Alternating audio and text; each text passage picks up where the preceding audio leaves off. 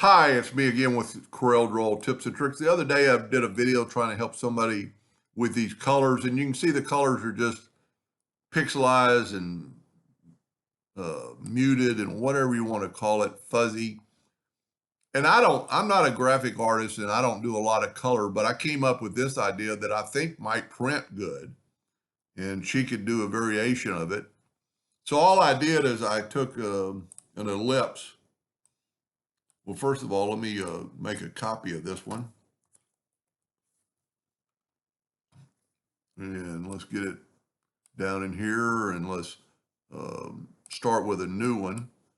Let's, to get that shape, well, I actually need to take away the outline. So I'm going to right click no outline.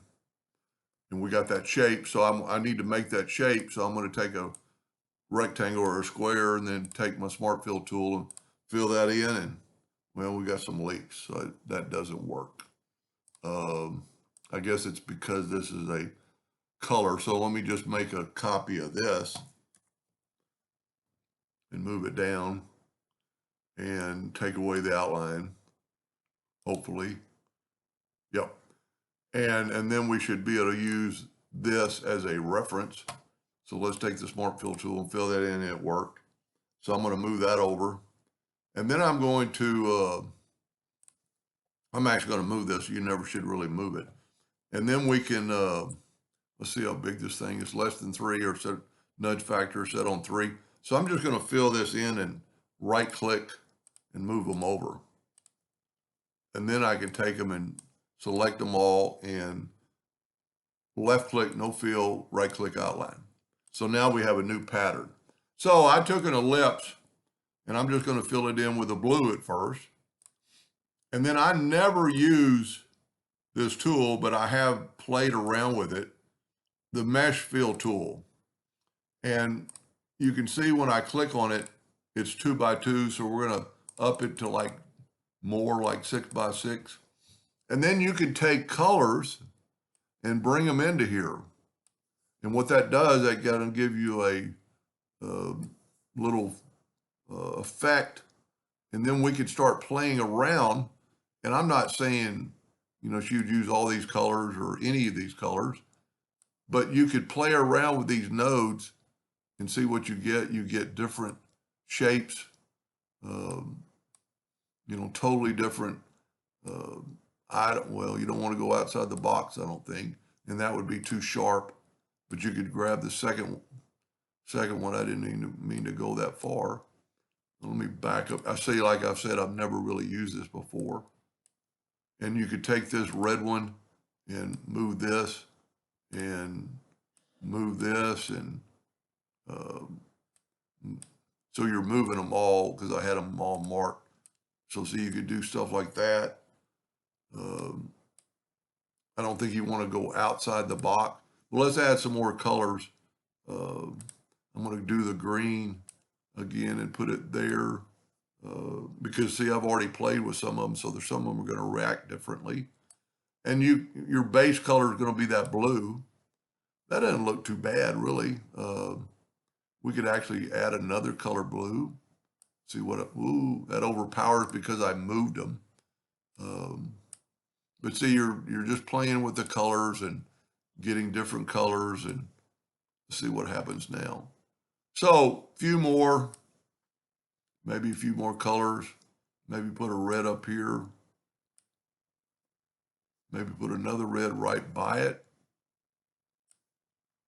So you get this a look, this effect, and then when you get away from it, it takes that away. I don't like this sharpness of this one right here. So I'm going to move that back. See, it's just too sharp. And like I said, I've never really played around with this too much. And I don't know how to get rid of that sharpness now. But, if you play around with it a little bit, you can get it kind of like you want. And it's going to be so small that you're not going to really be able to see it. Now, the only thing I did find out that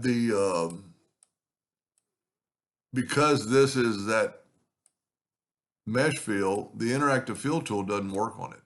which I like using more. So I'm going to power clip it. So we're going to grab that. I'm going to go up to object and power clip, place inside frame. See what that looks like. Now, this is one thing I don't like about power clip. Let's make it a little bit smaller and let's make some copies of it. So we're actually going to need like 5 copies of it. And I'm using Control D. So now, and you could, quite possibly turn them so that, they wouldn't all be the same direction, but they're going to be so small and you can edit it. So now we're going to take this one and I'm going to go up to Object, Power Clip, place inside frame, grab that, Object, Power Clip, inside frame. And that doesn't look so bad, but I'm going to try to edit one of them so you can kind of see what it does. See how we're getting pretty good vibrant colors. And you can always go back after you've done this and play around with it.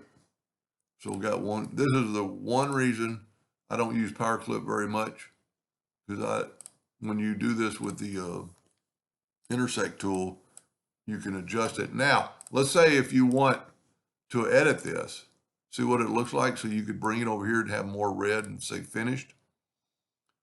That's just an idea. I don't know if it'll work for them.